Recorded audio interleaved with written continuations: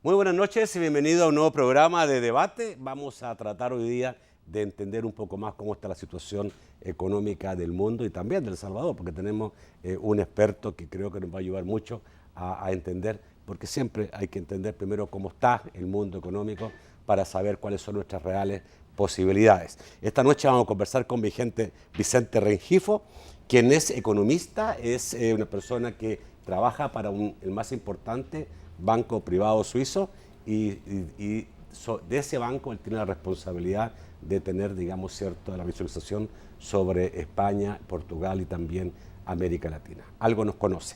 Lo presento inmediatamente. Buenas noches, Vicente. Bienvenido. Bueno, buenas noches, Antonio. Nacho. Bueno, Nacho, yo soy Gonzalo. Así empezamos perfecto. No te puedo Nacho, creer. Sí. Gonzalo, tienes razón. Perfecto. No sé de dónde saqué yo eso. Bueno, Gonzalo, últimamente hemos escuchado algún tipo de perspectiva un poco optimista en relación al mundo, ¿no? Por ejemplo, Estados Unidos, este primer trimestre del año creció muy poco y creo que es el trimestre de menor crecimiento en los últimos 5 años. Por ahí economistas y asesores del presidente Obama señalaban que Estados Unidos aún no ha salido de la recesión que tuvo el año 2008 y que esto, digamos, cierto, va a tomar un tiempo más. Se habla de que se va a desacelerar quizá el crecimiento de la economía de China, que era una economía que estaba produciendo sobre todo algunos beneficios para países de América Latina por la venta de materias primas. En la misma América Latina se dice que no va a crecer, ya terminó su ciclo de crecimiento alto y que hoy día le vienen como periodo un poco más difícil. Partamos por la economía mundial. ¿Qué está pasando en este momento, Gonzalo, con la economía mundial?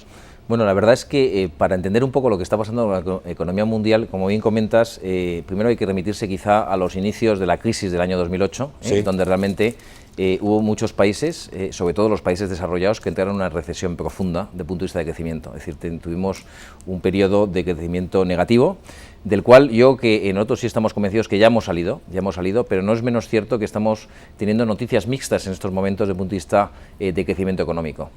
Cuando se comenta el dato tan negativo, que es un menos 2,9, no es que se haya crecido poco en Estados Unidos, sino que ha tenido crecimiento negativo el primer trimestre de este año, Sí. La verdad es que se achacan a factores más bien estacionales, climáticos, y nosotros también estamos convencidos que el tema de Estados Unidos va a ser un tema muy aislado, no ha creado de alguna forma tendencia. Pero el crecimiento bajo de Estados Unidos negativo, algunos han creído que es una excusa lo que están diciendo la administración Obama, que realmente no es tanto un problema climático, sino que es un problema de que realmente Estados Unidos está en un problema económico serio. Bueno, nosotros, nuestras perspectivas de crecimiento de Estados Unidos para el año 2014, independiente de que hemos empezado el primer trimestre negativo, es de un 2,5%, 3% de crecimiento. Vamos a ver clarísimamente una aceleración de crecimiento en Estados Unidos la segunda parte del año, con lo cual la media va a ser un 2,5%. Es verdad que no está creciendo todavía por encima de potencial, pero nosotros no vemos desde el punto de vista macroeconómico de crecimiento grandes problemas en Estados Unidos. Es verdad que todavía la economía americana está creciendo gracias a todas las ayudas, vamos a decir, un poco artificiales por parte del Banco Central de la FED, que está inyectando liquidez del gobierno, pero creemos que Estados Unidos ha hecho sus deberes desde la crisis, de alguna forma ha limpiado todo el sistema financiero, ha rescatado empresas y ahora mismo hemos estado viendo que los últimos datos de consumo pues son ciertamente alentadores y creemos que Estados Unidos no va a ser un problema y realmente va a tirar un poco del carro de la economía mundial. ¿Dónde va a estar el problema entonces si no es Estados Unidos? Entonces yo creo que ahora mismo el gran problema que se ve es la desaceleración que estamos viendo en Europa. Europa salió de la recesión, pasó de crecimientos negativos a crecimientos positivos, muy nimios, muy pequeños, pero realmente crecimientos positivos al fin y al cabo. Pero estamos viendo recientemente datos de alguna forma preocupantes en el caso de Alemania, de Francia, donde se está desacelerando la economía mucho más de lo que se esperaba. Con lo cual, lo que sí podemos esperar es que en Europa vamos a tener unos crecimientos débiles mirando hacia adelante, y en Estados Unidos más fuertes que en lo que es Europa. ¿Por qué Europa no logra recuperarse más? Algunos decían que Europa está recién en la mitad de su proceso doloroso. Está en la mitad de su proceso doloroso porque en Europa la verdad es que no se ha conseguido crear empleo, se ha seguido destruyendo empleo. los niveles de paro o de desempleo en la zona de Europa estamos hablando de alrededor del 14%, en Estados Unidos ya estamos hablando del 6,5%. Claramente Europa está por detrás del ciclo de recuperación respecto a los americanos, y en Europa, en definitiva, Europa no deja de ser un ente muy complejo. Todo el mundo habla de Europa, pero yo creo que muchos la calificamos, sobre todo los que vivimos allí, como la vieja Europa. Yo creo que hay muchos temas en Europa que son obsoletos. Europa clarísimamente adolece de una falta de flexibilidad y de agilidad, porque estamos hablando de un conjunto de países donde siguen teniendo, vamos a decir, distintos puntos de vista, distintas situaciones económicas, y los que están tirando el carro son los alemanes, pero de alguna forma imponiendo unas normas de actuación y de comportamiento al resto de países que a veces vienen bien y a veces no vienen bien. Y hablando ya más en concreto de Europa, pues tenemos el caso de los periféricos, que parece que ya están saliendo de la crisis, pero ahí sí que todavía falta muchos deberes. ¿Cuáles son los periféricos? Los periféricos, estamos hablando del sur de Europa, estamos hablando de Italia, estamos hablando de Portugal, estamos hablando de Grecia, estamos hablando de España, es decir, todos los países que han tenido una situación, vamos a decir, cercana, más complicada, y de hecho han sido rescatados algunos de ellos. Sí. Entonces han sido rescatados, como el caso de Portugal y Grecia, porque no eran capaces de mantener todo el endeudamiento que se habían de alguna forma entregado, ¿Europa ha aprendido la lección? Porque nosotros entendemos que la crisis en Europa tiene que ver porque ha gastado más de lo que puede.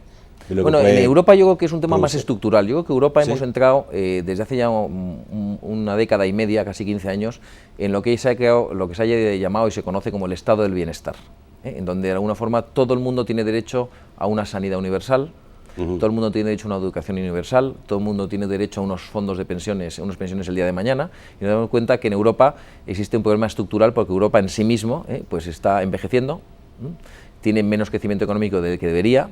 Y luego, por otro lado, la mayoría de las políticas, de alguna forma, de los gobiernos, pues han sido, vamos a decir, muy sociales, cuando no acompañaban los recursos que tenían que apoyar. Ok, el problema es, digamos, no es que uno pueda tener todo lo que Europa ha tenido y que nosotros desde América Latina lo vemos como algo maravilloso, ¿no? Tener buena salud, buena educación, provisto por el Estado, es maravilloso. El problema no es ese, el problema es el bajo crecimiento. Es el bajo crecimiento y la poca sostenibilidad financiera de poder pagar todo esos costes de educación, de pensiones, de sanidad. Al final, fijémonos una cosa, en la recaudación tributaria de un país europeo, de media, es 35% sobre PIB. 35 o 40%. Y ahora mismo los gastos de sanidad, educación y pensiones están en torno al 20%. Con lo cual, casi el 50% de lo que recaudan los gobiernos están dedicados a pagar ese estado del bienestar. Es decir, que el nivel de coste es enorme. Y ese nivel de coste es muy poco sostenible. Por eso hemos estado viendo ahora mismo que muchas de las políticas de la Unión Europea han ido orientadas a reducir todas esas, vamos a decir, beneficios sociales que de alguna forma todo el mundo daba por hecho de que iban a estar prestándose sin ningún tipo de problema, ¿no? Entonces, ¿algún día va a recuperar los españoles o en general los europeos esos beneficios? Yo creo que los van a recuperar, pero de forma mucho más limitada. Yo creo que el estado del bienestar que teníamos hace... El mismo no va a poder ser. Va a ser muy complicado conseguirlo porque, primero, tenemos un efecto demográfico clarísimamente negativo y, segundo, la economía está creciendo menos, con lo cual hay menos recursos, y luego tampoco se puede expoliar al ciudadano con más impuestos de los que tiene en estos momentos, con lo cual ahora mismo la presión fiscal en Europa está en los máximos históricos y, por tanto, lo que se está intentando de alguna forma es pagar las deudas contraídas en el pasado y, de alguna forma, que el futuro de alguna forma sea sostenible desde el punto de vista financiero. Con lo cual Europa es quizá una de las áreas a nivel mundo que más nos preocupa desde el punto de vista de crecimiento. Dicho eso, a nivel de oportunidades de inversión, clarísimamente hay muchísima empresa europea muy buena, muy global, en donde realmente se están haciendo muy bien las cosas. Es decir, no todo es negativo en Europa, pero a nivel de crecimiento económico yo creo que todavía vamos a seguir ¿Y la empresa europea está mirando a América Latina? Y la empresa europea está mirando a América Latina bastante y mirando también mucho Asia. Es decir, realmente se ha convertido en empresas globales. Cuando en tu casa no eres capaz de vender lo que tienes que vender... es lo que normalmente pasa en crisis. En crisis miras hacia afuera, ¿no? Con lo cual el nivel de exportaciones de Europa es uno de los motores de crecimiento de Europa, las exportaciones, empezando por las alemanas. Y yo creo que en Europa en ese sentido, pues tenemos un futuro, no digo incierto, pero un futuro complicado desde el punto de vista de mucho trabajo y donde no vamos a volver a los tiempos dorados de antaño, ¿no?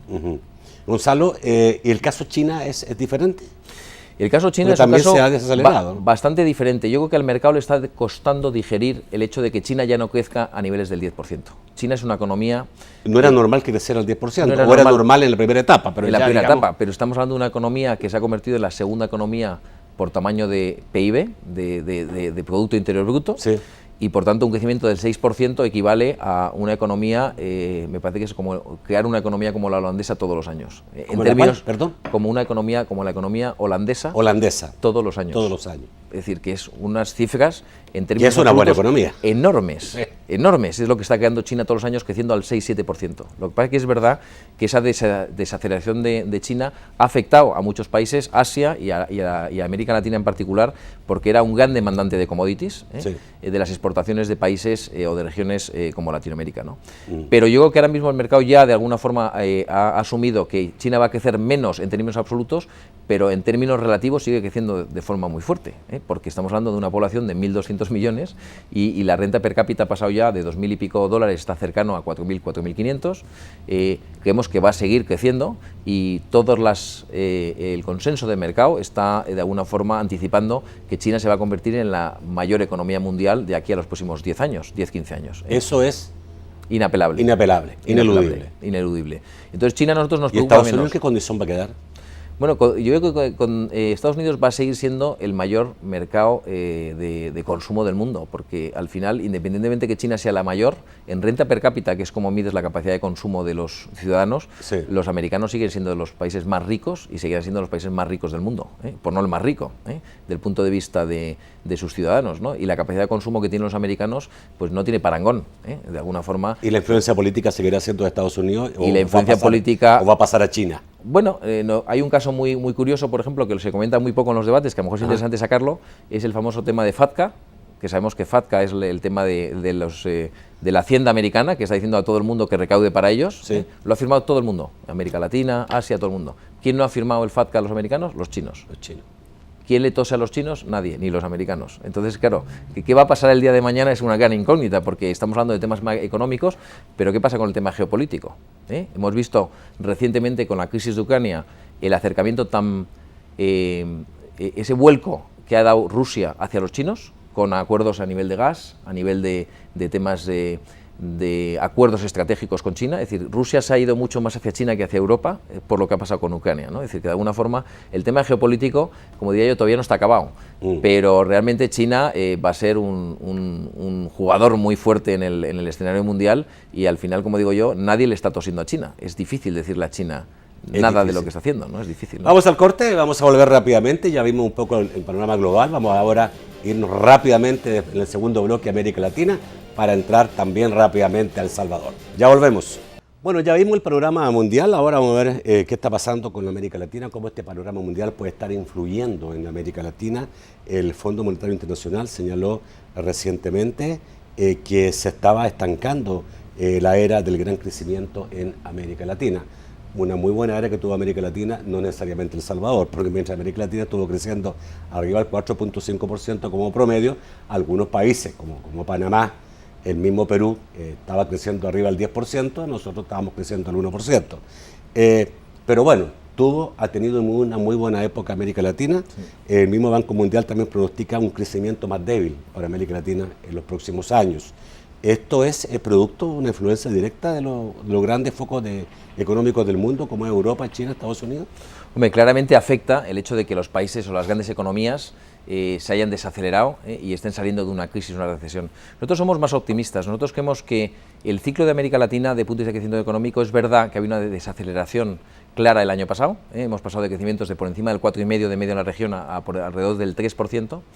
Pero no es menos cierto que en América Latina nosotros creemos que vamos a volver a un ciclo de crecimiento, no quizá tan fuerte como el que ha habido, pero un ciclo de crecimiento bastante estable y bastante, vamos a decir... ¿A partir de cuándo? Fuerte.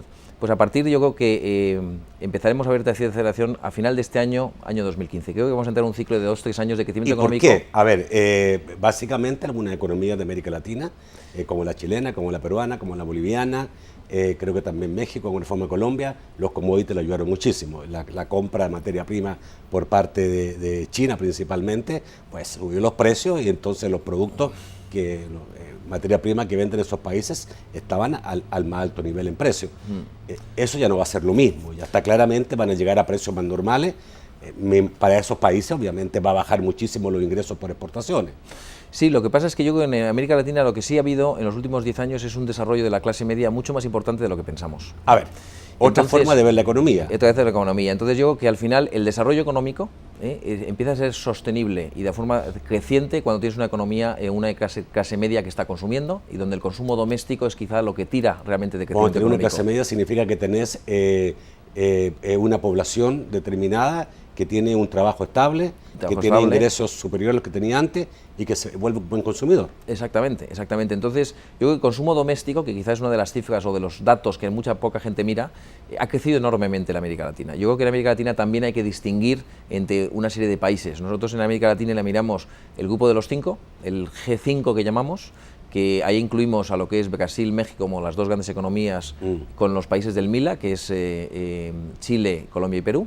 Y luego tienes otra serie de países en los cuales las cosas no están funcionando tan bien, para entendernos, que estamos hablando de países tipo... ¿En el tipo... segundo grupo metes en el grupo de Chile, Perú, Colombia, parece que también, metes a México?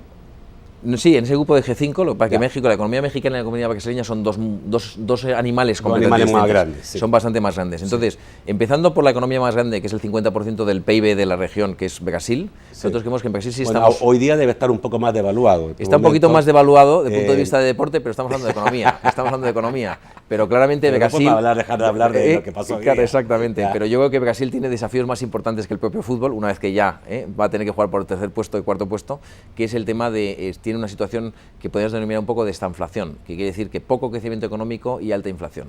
Con lo cual eso es un reto bastante importante desde el punto de vista de la economía brasileña.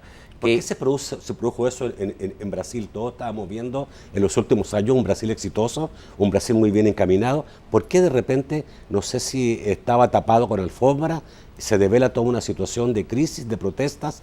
¿Qué es lo que pasó ahí? Bueno, la verdad es que no tiene una explicación más o menos sencilla. La verdad que es un conjunto de factores que ha pasado en la economía brasileña.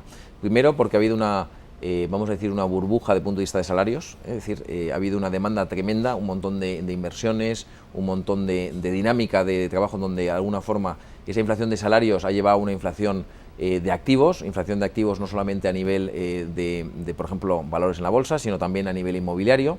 Y entonces se va creando una inflación de precios muy importante que luego de alguna forma esa burbuja de precios de alguna forma se desinfla de golpe, es lo que pasa con las crisis económicas, ¿no?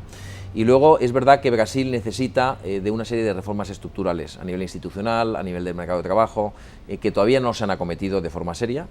Por ejemplo, hemos visto en el caso del Mundial y en el caso de los Juegos Olímpicos, donde todo el desarrollo de infraestructuras ha sido un proceso bastante complicado a nivel de poner en marcha las infraestructuras, llegar a tiempo. Lo ha hecho Brasil, pero ha costado. Es decir, que claramente todo lo que es la implementación de proyectos, implementación de reformas, en Brasil todavía sigue costando. Entonces yo creo que el gobierno de Dilma Rousseff, o el que venga a futuro, tiene un reto muy importante de conseguir devolver a Brasil al crecimiento. Una vez que hay crecimiento económico, las cosas son mucho más sencillas. Ahora, una cosa, digamos, es activar la palanca del crecimiento, pero otra cosa que se están diciendo mucho, sobre todo en Brasil, también en Chile, otro país que ha sido exitoso, obviamente, en materia económica, es el problema de la desigualdad, el problema de la exclusión.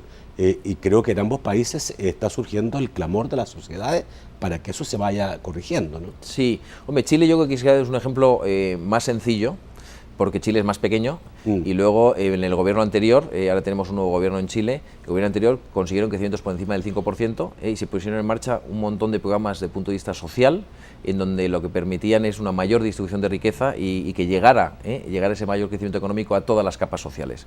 No es menos cierto que tanto en Brasil como en Chile se han hecho grandísimos avances a nivel de gente que estaba en el umbral de la pobreza, que los han integrado a nivel de lo que es la formalidad, se han hecho grandísimos avances, pero también es cierto que queda muchísimo por hacer. Es decir, es una labor que va a durar muchísimos años, ¿no? Sobre eso te quería preguntar, ¿hay que ir al rescate de toda la sociedad? Bueno, lo correcto sería eso, hay que ir al rescate porque me parece, digamos, que algunos no están pensando lo mismo.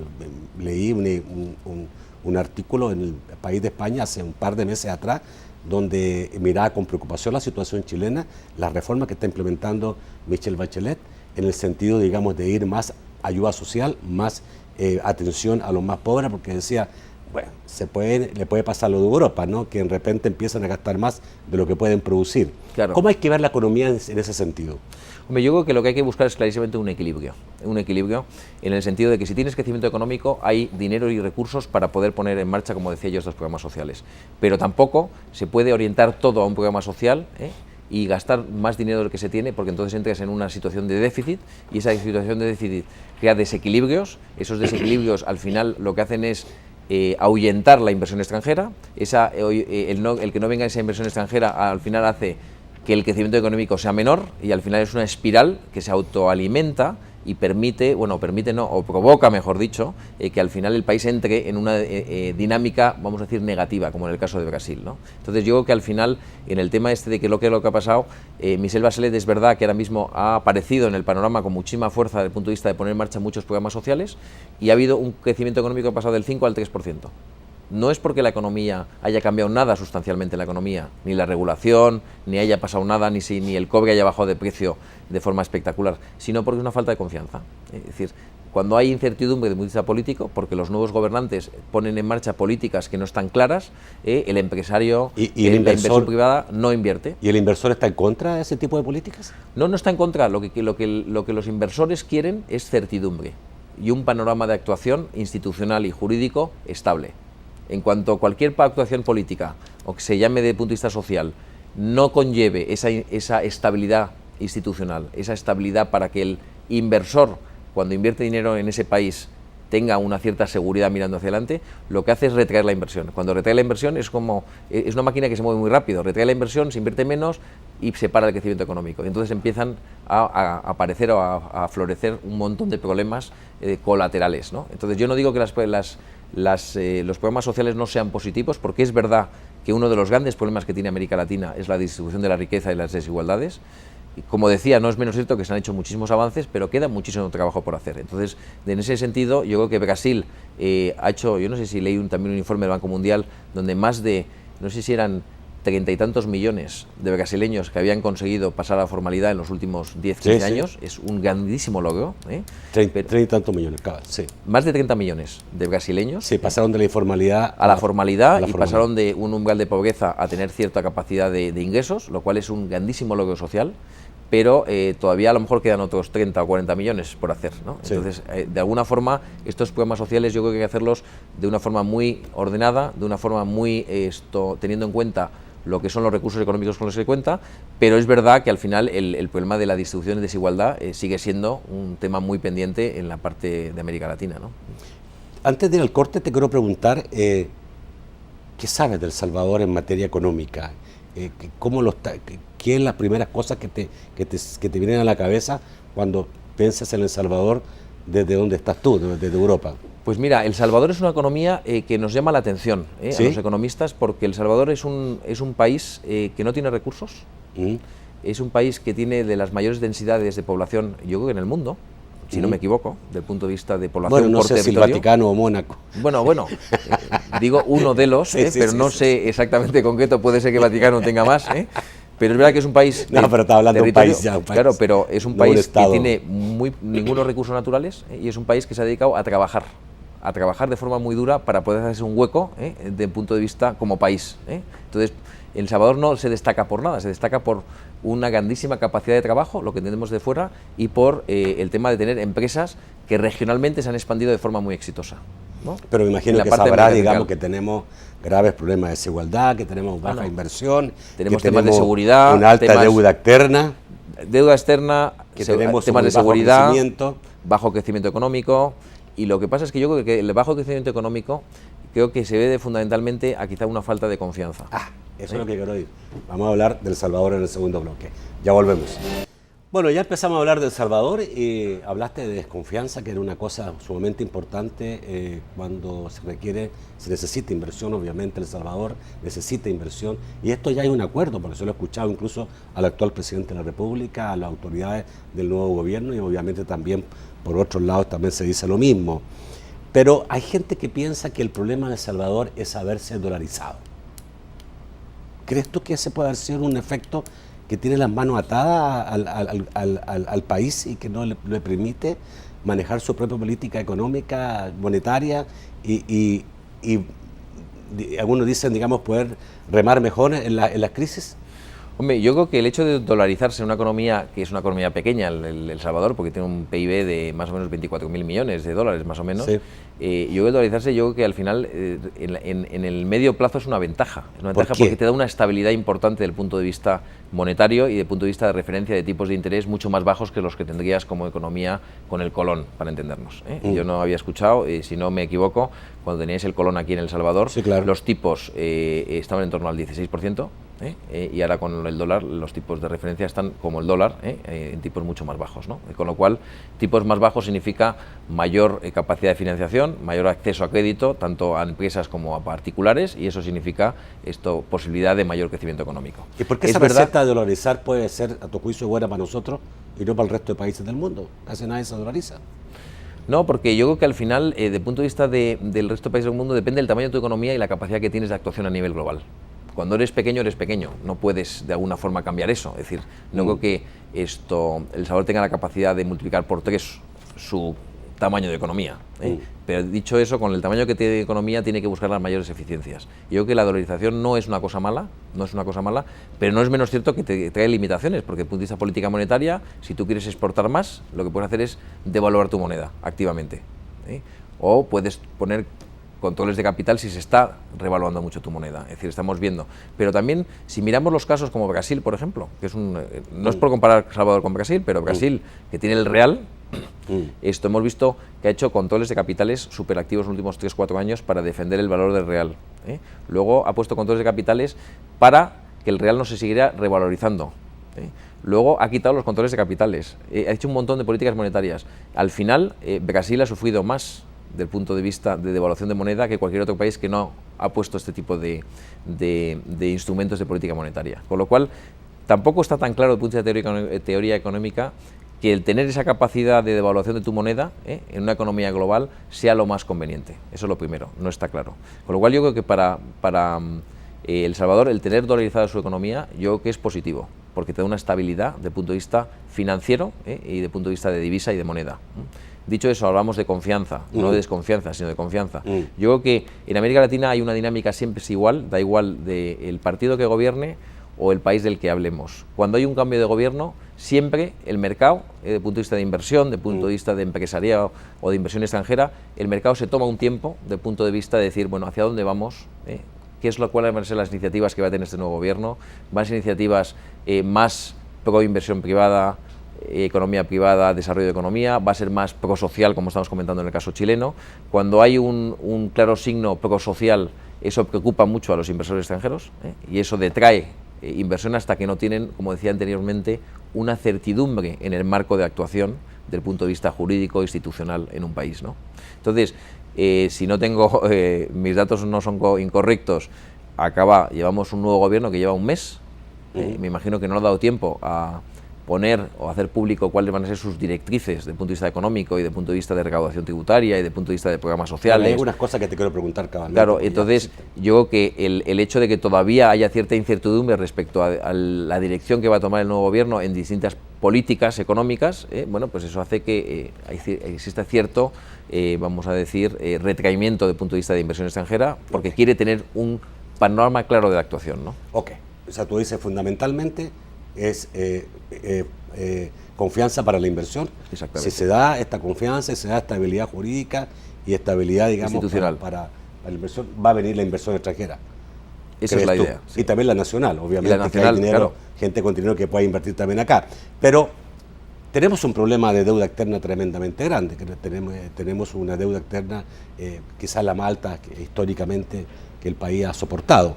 Y muchos están pensando hoy día, bueno, ¿y qué hacer con esta deuda externa?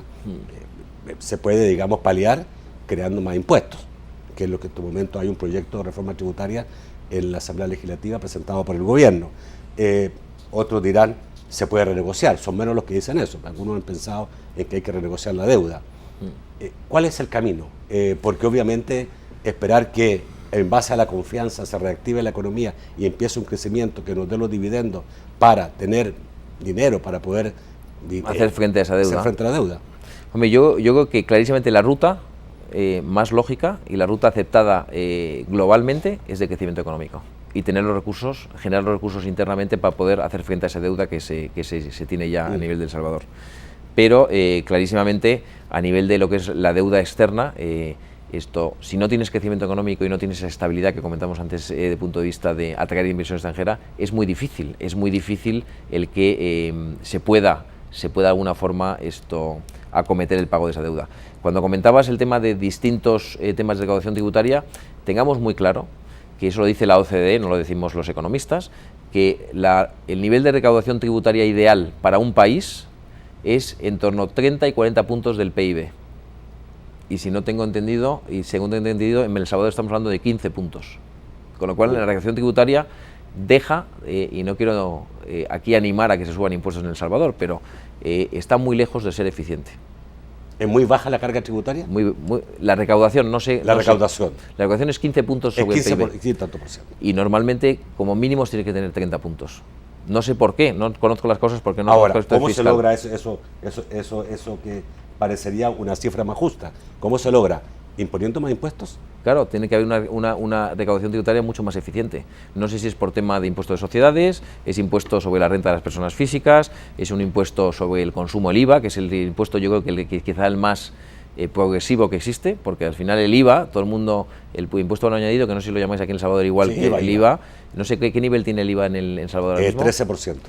Pues ahora mismo el IVA, si lo suben a un 20 y tantos por ciento, que puede ser una barbaridad. Nos morimos todos. Nos morimos todos, pero sí. Al final lo que yo estoy diciendo siempre, el IVA es el impuesto más progresivo que hay, porque la persona que compra 1 kilo de manzanas y la persona que compra 3 kilos de manzanas porque tiene capacidad de comprar 3, el de 1 kilo paga el IVA equivalente a un kilo de manzanas, y el que compra 3 kilos de manzanas paga 3 veces ese IVA. Es decir, que de alguna forma es un impuesto que te permite de alguna forma... Cuando tú dices progresivo, ¿dices justo?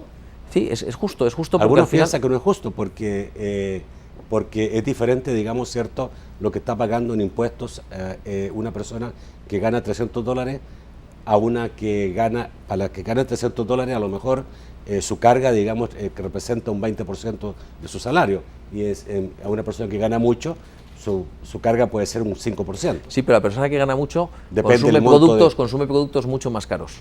En vez de manzanas, a lo mejor se compra otro tipo de fruta mucho más... Bueno. Pero entonces yo creo que al final el IVA... Yo no soy experto en impuestos. Lo que estoy diciendo es que al final, para que un país pueda funcionar correctamente, la recaudación tributaria tiene que ser eficiente, y sobre todo tiene que ser muy eficiente la aplicación de esos medios económicos que obtienes a través de la recaudación tributaria.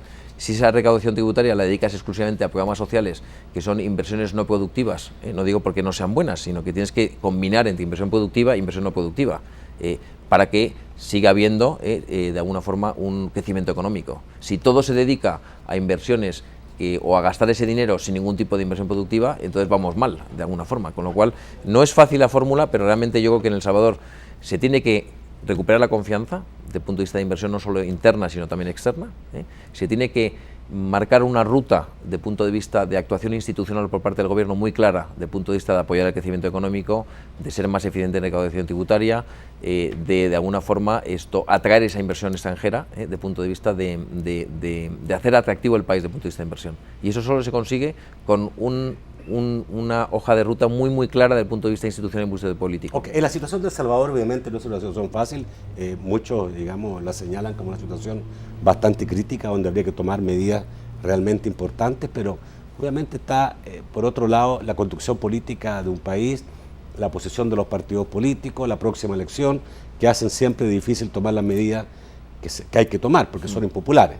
Si tú me dices aumentar el IVA, eso sería tremendamente impopular, y lo más seguro que el partido que apoye esa medida pues pierde la próxima legislatura, a lo menos. O sea, eso, digamos. Perfecto. Entonces, ¿cómo actuar en ese caso? Porque obviamente hay realidades políticas que impiden hacer esto, ¿no? El gobierno hoy día está optando básicamente por una reforma tributaria para las transacciones bancarias, básicamente, y un impuesto, digamos, al inmueble, ¿ya? Por ahí anda, digamos, básicamente, con lo cual se pretende recaudar 250 millones más al año. Poco finalmente, porque al poco tiempo después va a ser necesario hacer otras cosas. Tú decías, el IVA es más eficiente, el IVA se recauda más, pero está el efecto político. Cuando la economía se choca con la conducción política, Es complicado. A ver, Es todo el complicado. tema de subir impuestos es la cosa más medida más impopular que hay. Claro. Lo que pasa es que esto no es un tema para hacerlo de un día para otro, hoy mismo, sino lo que hay que hacer, como decía yo, es una planificación en el medio plazo de decir, tenemos que conseguir de alguna forma incrementar la recaudación tributaria vía una serie de medidas que no afecten lo mínimo posible al crecimiento económico.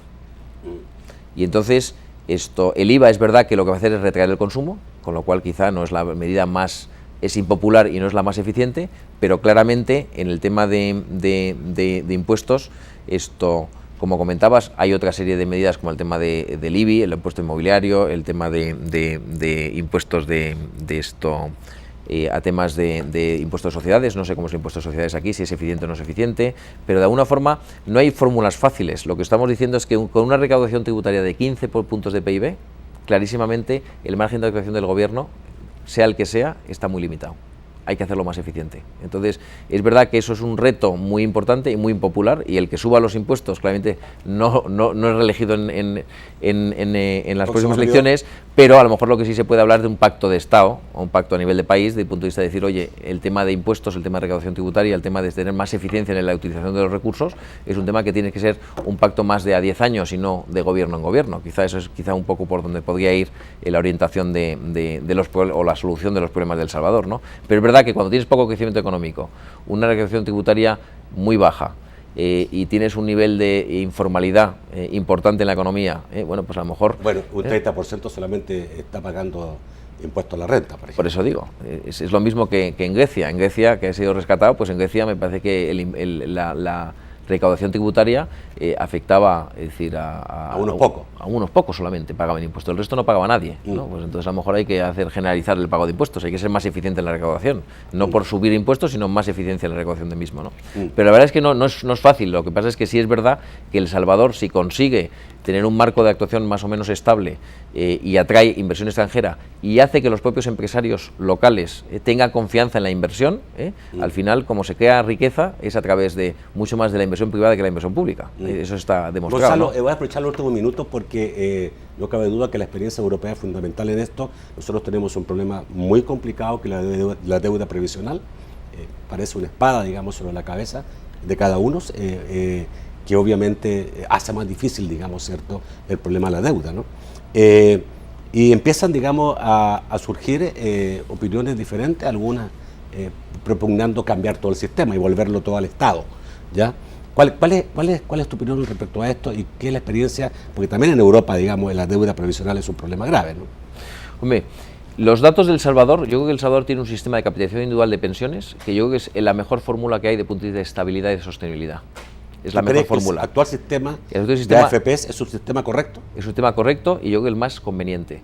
Y voy a dar varios datos que de alguna forma apuntan a lo que pasa a tener otro tipo de sistema. El sistema de reparto, que es el que tenemos en Europa, en estos momentos está siendo sujeto de un montón de reformas que llamamos paramétricas y estructurales, porque todos los países europeos se han dado cuenta que es insostenible. La deuda implícita que hemos llegado en los últimos 30 años de este sistema de pensiones está entre 2 y 2,5 veces de PIB. La deuda implícita significa que no hay dinero para pagar ya los compromisos de pensiones que tenemos hoy en día. Entonces, los países europeos todos están reduciendo las prestaciones, alargando la vida laboral y la edad de jubilación a 67, 68 años, y luego están acometiendo reformas estructurales en el sentido de ir hacia sistemas de capitalización.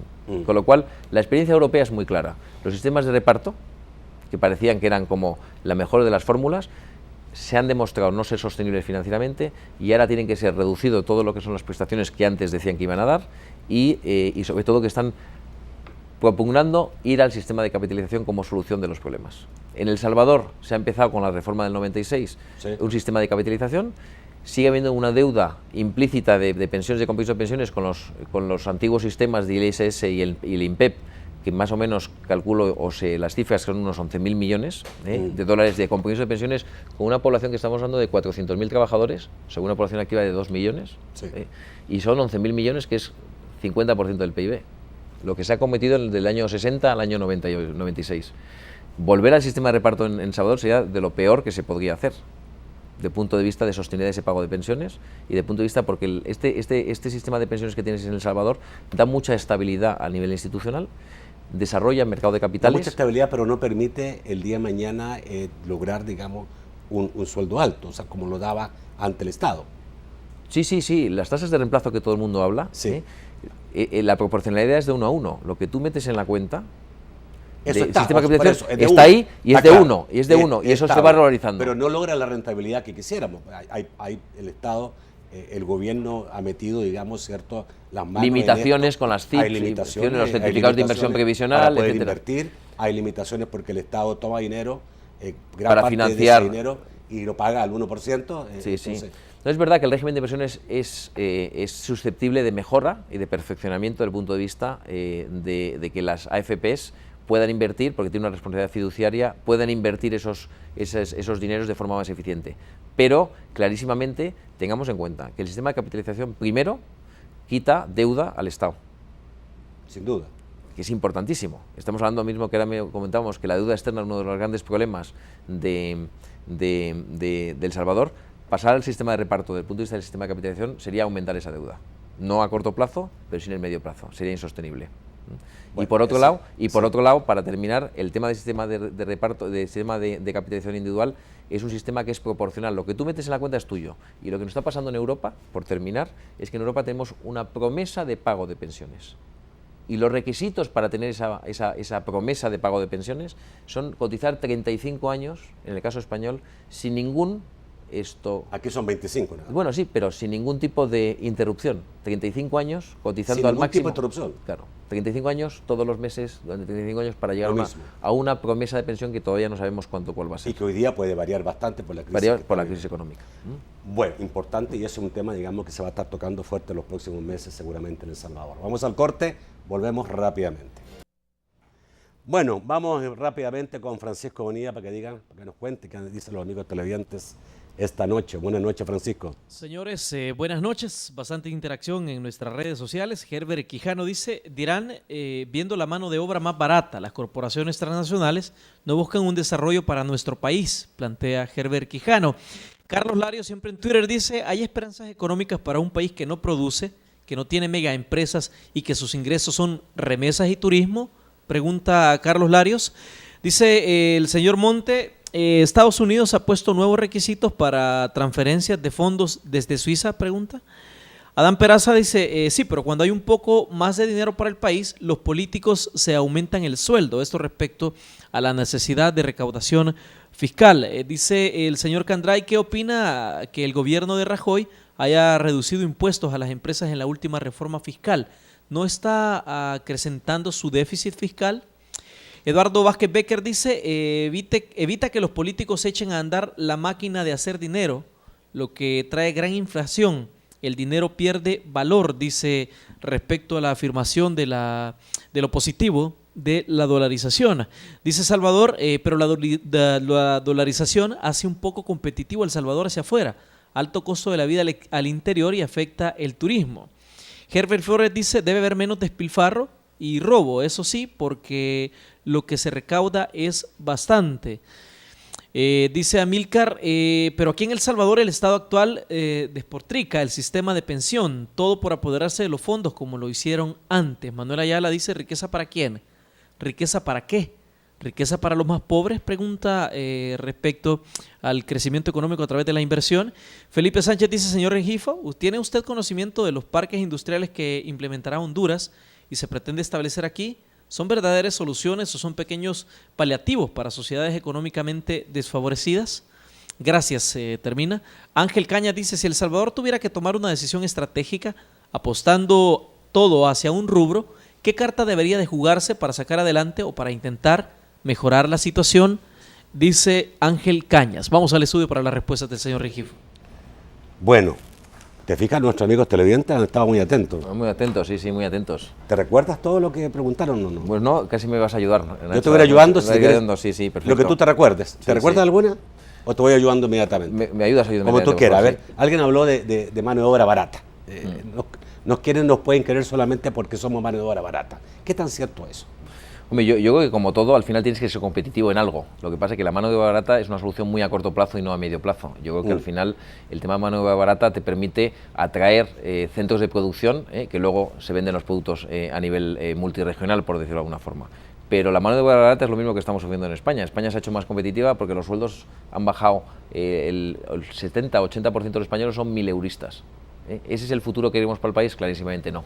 Lo que pasa es que es verdad que tener mano de obra barata a lo mejor te da una ventaja competitiva inicial que te permite ir creando esa riqueza, ¿no? Ajá. Otra pregunta sobre las transferencias desde Suiza. Bueno, yo creo que al final... Creo que ese tema lo debes conocer muy bien tú. Conozco bastante bien el tema de Suiza, Estados Unidos. Estás basado en Suiza, ¿no? Yo estoy basado en Madrid, yo estoy basado en España, ya. pero trabajo para un banco suizo, sí. Pero realmente el rifirrafe que hay entre Estados Unidos y Suiza es de todos conocido. Es decir, de alguna forma los americanos están permanentemente poniendo en cuestión todo lo que es el sistema financiero suizo, todo el famoso secreto bancario, y realmente ahora mismo podríamos decir que Suiza está bajo muchísima presión, y el tema de transferencias de Suiza a Estados Unidos no tiene nada que ver. Es decir, lo que está hablando Estados Unidos es evitar que ningún residente americano tenga opacidad fiscal en Suiza. Es decir, que de alguna forma Suiza tenga cuentas de americanos que no paguen impuestos en Estados Unidos. Es decir, claro, que no tiene nada que ver con transferencias. Lo que estamos diciendo es, de alguna forma, este intercambio de información que ya se ha firmado, en donde realmente se ha regularizado, por entendernos todo, la situación de no hay ya ningún americano en Suiza que no tenga declarado todo lo que tiene en Suiza, para entendernos. Ya. Otro amigo televidente, seguramente en relación al proyecto que está en El Salvador, tributario, dijo, bueno, por el contrario, en España Rajoy redujo los impuestos en este momento de crisis. Hemos comentado anteriormente el tema de los impuestos y las medidas populares e impopulares. Sí. Rajoy tiene elecciones el año que viene. Ah, por eso fue, no fue porque... No fue porque quiera y piense que el déficit fiscal sube o baje. O sea, bajar impuestos no incentiva mayor inversión. Sí, incentiva mayor inversión, y el Partido Popular, que es el que está en el gobierno ahora mismo, en la época de Aznar, hizo lo mismo y rescató a España de una situación de recesión económica, una situación de crecimiento, por rebajar impuestos. Que creemos que es la fórmula más adecuada: rebajas impuestos y le das el dinero al ciudadano para que consuma más.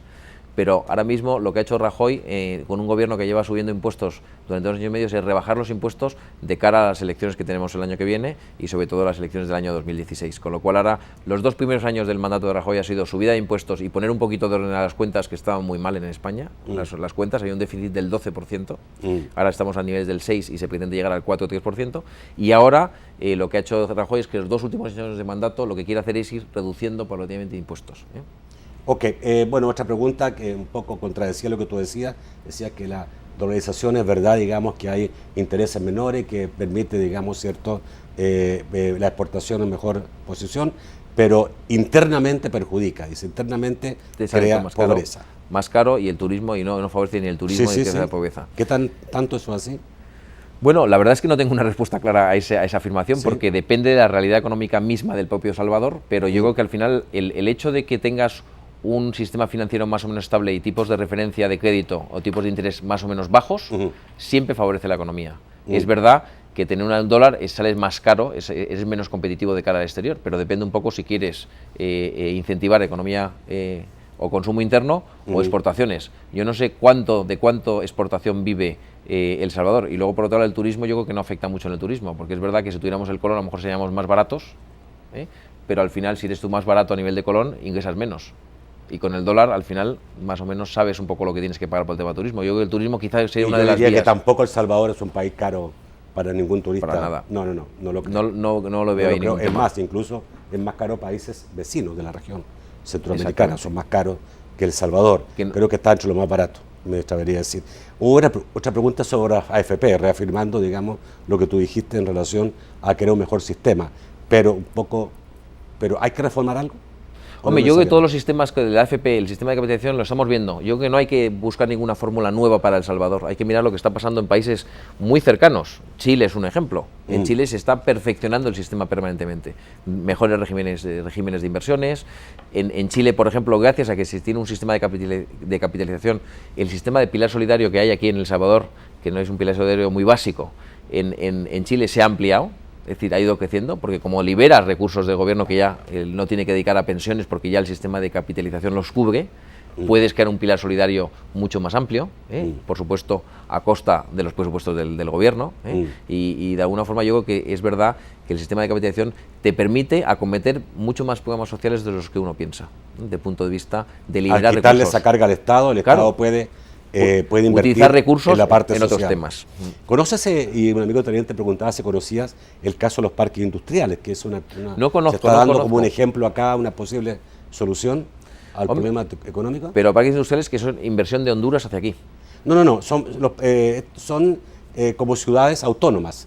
Creo que se hizo mucho en China y ahora se está implementando en Honduras, que son especies, digamos, de Zonas protegidas, desde zonas el protegidas, punto de vista de incentivos fiscales para atraer industrias. pero también, digamos, con una legislación, o sea, que se rigen por una legislación especial, y donde, digamos, el inversor puede tener la confianza de que hay una ley que protege esa zona y que esa zona, lo que pasa ahí, incluso un diferendo económico puede ser aceptado de base a una normativa internacional inmediata.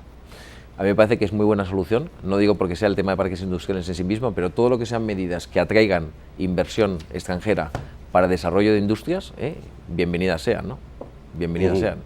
Yo creo que clarísimamente ahí, si El Salvador es capaz de poner en marcha una legislación específica de zonas de protección, desde el punto de vista de incentivación fiscal y para que industrias se asienten en El Salvador, bienvenidas sean, vuelvo a decir, porque es una medida muy interesante, muy interesante. Ahora, tiene que haber estabilidad jurídica, porque en el momento que hagas eso, atraigas a una compañía japonesa para fabricar motocicletas aquí, y de repente le cambian las reglas de juego a los 3 años, no te vuelve nadie. Bueno, que la característica de estas zonas son zonas especiales. Son zonas especiales. En la cual, digamos, la legislación salvadoreña mayor le permite que estas zonas tengan un régimen totalmente diferente al resto del país. Claro, sí. Las zonas estas especiales de incentivación las ha hecho, por ejemplo, Japón.